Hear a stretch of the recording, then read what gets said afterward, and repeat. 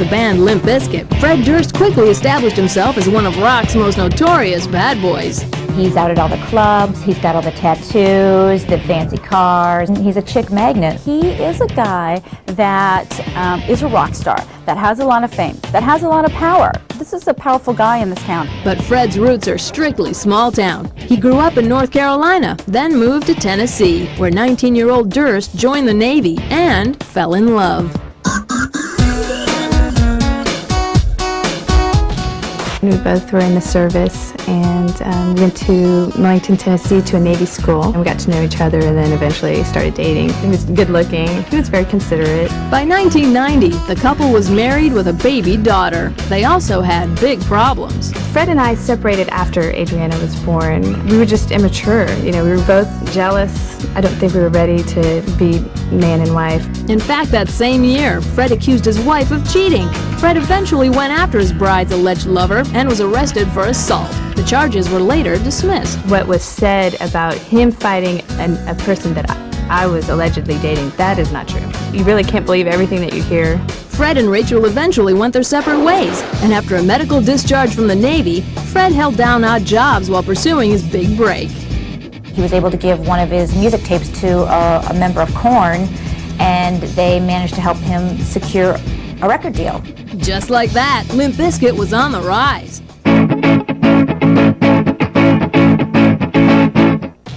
They did a very raucous version of George Michael's Faith. Fred decided to remake it in a way that updated the sound. He took Faith and made it a huge song and made Limp Bizkit a huge, huge band. Faith was the song that put them on the map. So it got a lot of airplay, and it's what really got them on their way to where they are now. Fred also turned to his romantic past to make another hit record. Nookie, from what Fred told me, was a song about an ex-girlfriend of his who was actually sleeping with one of his friends. That's where the whole I'm a chump, those lyrics come in.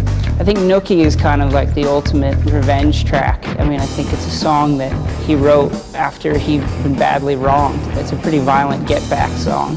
He doesn't really spare her. Sometimes I'm thinking, is he talking about me? I just think that everybody has an outlet. He just gets it off his chest. And sells a lot of records. Fred was knocking on the door of success. He decided to kick that door wide open. I think as soon as it became clear that they were going to be this big band, I think Fred felt like Florida was a little too small to contain him. There's nothing wrong with a naked woman to me. Like nothing. Nothing. Fred arrived in LA in 1998 and became a fixture at the Playboy Mansion. He's sort of made the mansion his second home, and as he should, because anything that anybody's heard about the mansion is all the good things are beyond what people imagine. Including the Playmates. So for somebody like Fred, he's a kid in a candy store there. It's kind of dope, you know, it's kind of like, you come here, I'm single, it's kind of like, it just makes your senses really just flare up, you know what I mean? And it's a really cool thing. I was at one Limp Bizkit mansion party. It was a CD release party, and he was definitely having fun in the grotto with all the girls. That's wild. Whatever happens in the grotto stays in the grotto, I guess. There's women walking around in lingerie, and there's, you know, an open bar, and you can pretty much meet the women, get their phone numbers, and he obviously gathered lots of phone numbers during his trips there. In the summer of 1999, Fred got the number of former Baywatch babe and centerfold Carmen Electra. Carmen had filed for divorce from NBA star Dennis Rodman earlier that year. Fred had a very serious relationship with Carmen Electra. They were very close. Fred and Carmen Electra got together post Dennis Rodman. It was kind of one of those weird situations where, you know, she's probably on the rebound and he's there. I think that for a while it was brief, but it was real. He took her on tour. She was really into him. I think you could definitely call them the Beauty and the Beast. He said that she was really cool and really beautiful, and it didn't last very long. So I think it was probably an amicable ending. Fred Durst was just one stop on Carmen Electra's sort of tour of weirdos.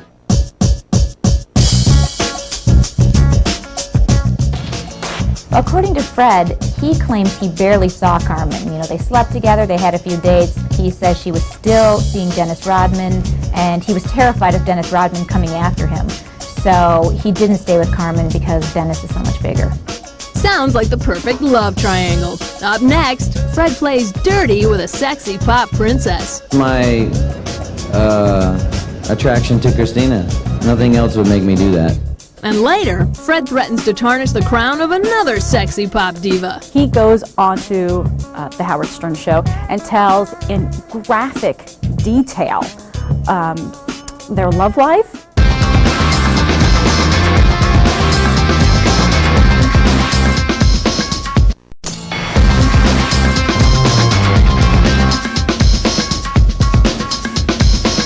By 1999, 29-year-old Fred Durst had a child, an ex-wife, and a busted celebrity relationship. But Fred always had an eye for the ladies, so he wouldn't fly solo for long.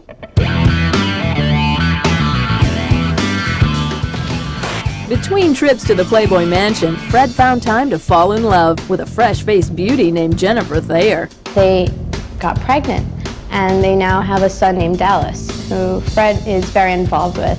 And Jennifer is very much in Fred's life because he really wants to be a part of Dallas's childhood and adulthood eventually. I think Jennifer in the past has said that, you know, Fred is kind of somebody she will always be somehow connected to, not just via their son, but I think that's a relationship that's kind of been more enduring than most of his. Of course, Fred may view the relationship a little differently. For Fred, it's fairly easy to hop from one good-looking woman to another, and it wasn't long before he hooked up with Jamie Bergman, who was on the show Son of the Beach. Jamie Bergman was our 45th anniversary playmate, and she and Fred did date for a couple of months. But Fred didn't stop there. Summer Altus is another lady that he dated who was also a Playboy playmate. Are you seeing a trend here? Are you seeing it? So he dated her for just a very brief time also. Things may have not worked out with Summer because she was ready to get serious and sort of have a commitment. Fred is still sort of living this bachelor life, and he probably isn't ready to settle down just yet. But Fred was ready to move on, and in 2000, he had the rumor mill buzzing. In September 2000, Fred Durst sang Come On Over with Christina Aguilera at the MTV Video Music Awards. If Fred's fans thought the rocker was about to go pop, Durst quickly made his master plan clear. And at that point he said, you know, I did it all for the nookie, I really want that girl. He, you know, made it clear that he wanted a piece of Christina Aguilera. My attraction to Christina. That's about it.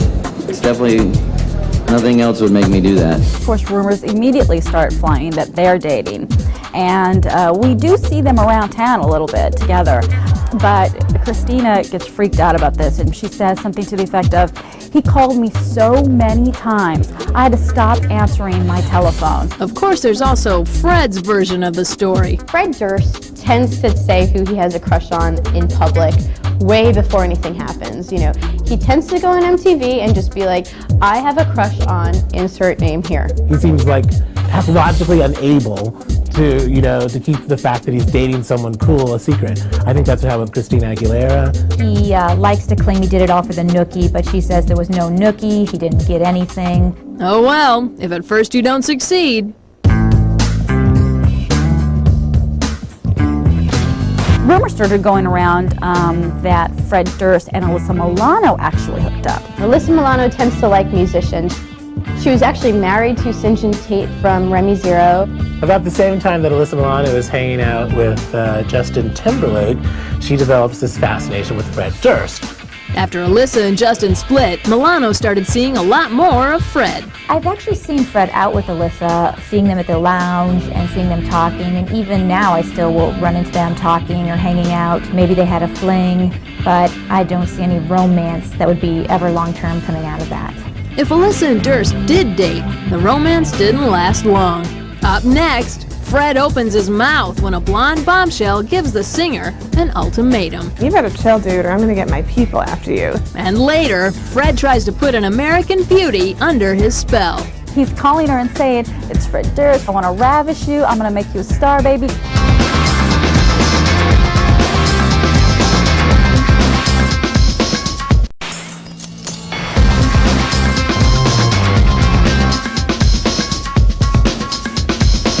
By now, you probably see a trend. Fred Durst had his way with the Playmates, but his luck with Hollywood glamour girls was a little dicier. Fred flirted with Christina Aguilera. She gave him the cold shoulder in return. Then he was linked to Alyssa Milano, but their friendship vanished before he could even brag about it. But Fred made up for lost horn tooting in 2003.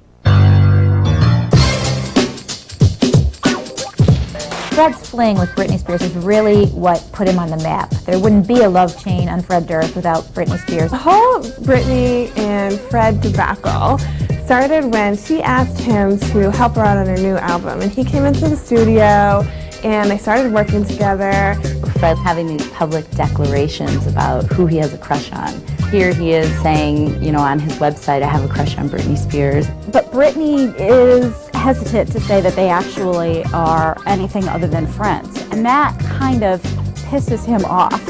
And so he goes onto the Howard Stern show and tells in graphic detail their love life and talks about how trimmed she is or is not, and talks about places he's been on her. I mean, it was really bad. As usual, while Fred glowed, his supposed love interest growled. Britney went on TRL and denied everything. She denied everything. She said that she has no relationship with Fred, nothing. I can tell you firsthand that I was at the Sundance Film Festival, and although Fred Durst may have thought he was with Britney at the festival, I can tell you that in almost every situation, Fred was on this side of the room, Britney was on that side of the room, Fred was staring at Britney, Britney was hiding behind a bodyguard. After being snubbed by Britney, some say Fred made music about the pop star. Fred capped off his relationship by writing songs about it. So when he was writing about Britney, he wrote a lovely song called Just Drop Dead, and then another one called Let Me Down. Only Fred knows whether his ruthless lyrics were aimed at Britney. But the war of words continued to fly. Britney had some pointed words for the Freddie. You better chill, dude, or I'm gonna get my people after you. So she was none too happy about that. Eventually, cooler heads prevailed. His publicist calls him, stop, enough, enough. And then he goes back on his website and says, okay, I'm stopping, enough is enough. Definitely, you know, think she's special. But I don't think that we'll be talking anymore. That might be best. In March 2003, Fred was briefly linked to former Spice Girl Jerry Halliwell. Fred and Jerry met in California. She came here to kind of like reclaim some sort of celebrity status, and probably she saw Fred Durst as someone that could really raise her profile. The couple was spotted together around LA, but Fred claimed he and Ginger were just friends. Apparently, Durst had his eyes on another dish.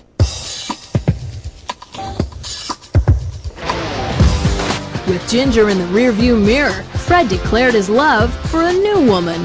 I think sometimes the best way to describe Fred Durst is to think of him as like a 16-year-old high school boy who kind of like develops crushes. His new thing is to go after, you know, Angelina Jolie. I was very curious, intrigued by this woman's personality and her take on things and the way she's a mother, you know, I'm a father, and just different things, just because I felt that, you know, like you said, I wear my feelings on my sleeve. The only problem is she never wants to speak to him. So he's been sending her love letters, emails, and she has wanted nothing to do with him. I think Angelina Jolie should be my wife.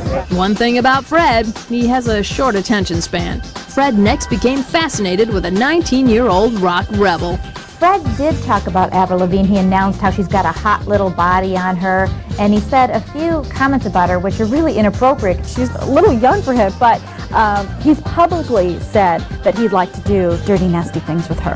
Fred decides who he's going to date on any given month by going to the newsstand and seeing who's the latest girl.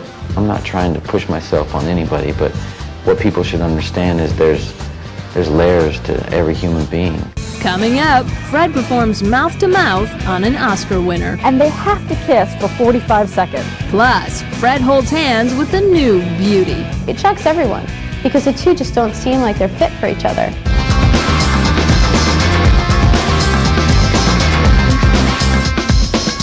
Being with all these lovely, lovely ladies. I mean, who knows if he starts them himself?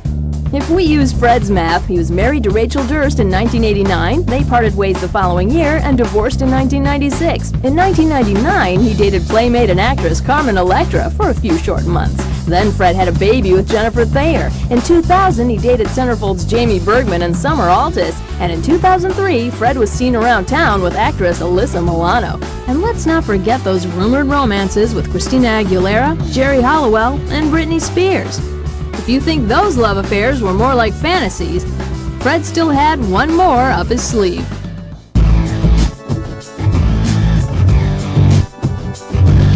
In October 2003, Halle Berry was rumored to be Fred's latest lady, all because of one little kiss. Yeah, next step is a video I'm doing for the movie Gothica with Halle Berry. Is going to be in the video. Really? Oh, that would be cool. Yeah, it's really cool. Can't go wrong For the first time she's ever doing a video. I think Fred Durst had a serious crush on her. He asked her to be in his video for Behind Blue Eyes. He creates an entire video Yeah. whereby he needs to have Halle Berry in the video, and they have to kiss for 45 seconds. He wrote this. He's directing it. I mean, it's really ingenious. It was better than it looked. You know, it was amazing. He didn't tell her it was going to go on for 45 seconds, but when filming started, it just went on and on.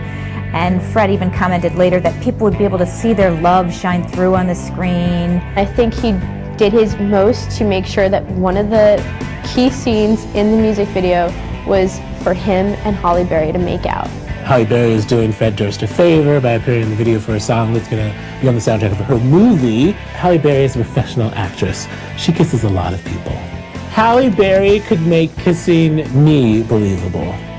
She did really well. It was, you know, really cool to be with a woman with such a good vibe on the set, and she's really sweet and just a real good person and really beautiful, and she kisses really good, and she made it feel easy, and it was nice. I guess it was a big deal. Everybody was talking about it. I mean, it is a big deal. I think both sides have denied it, and it kind of seems to be another case of Fred aspiring a little higher than he's actually reaching. Fred soon returned to a familiar territory and quickly set his sights upon a young starlet. Thora Birch is a mansion regular. She's a friend of Hef's, and she hangs out at the mansion, goes to the parties. So I'm assuming that maybe Fred met Thora at the mansion at a party. In what's becoming a Fred Durst calling card, he creates this entire video in which he's going to need a really hot-looking chick to play opposite him. And the woman that he picks this time is his current crush, which is Thora Birch from American Beauty. He asked her to be in his video, Eat You Alive. He's calling her and saying, "It's Fred Durst, I want to ravish you, I'm going to make you a star, baby." And she plays his crush in the video. You know, so there's rumors that they're together now too. I don't know if he asked women to be in his video just so he can get with them. When people see Thora Birch and Fred Durst mentioned in the same line and having like romantic involvement with each other, I think it really shocks a lot of people because the two just don't seem like they're fit for each other. That's the story of Fred's life, and you know Fred's love chain will continue to entertain us. So will this wild one ever find true love? I think he's got quite a few years of playing ahead of him, but throughout all these different romances, he's always gone back to Jennifer. And he spends a lot of time with his son, and to his credit, he is a very good father. Well, I think you can kind of look forward to Fred Durst at 75, a little balder, a little fatter, and still chasing after the girl of his dreams. I just want to be me, and if I feel like my heart talks, not my mind. And sometimes my mind talks, but a lot of times when it comes to women or to those feelings that I feel are the most powerful in my life, those feelings of love and desire and companionship, those are the things that are most powerful in my life to me. That's pretty bold and revealing.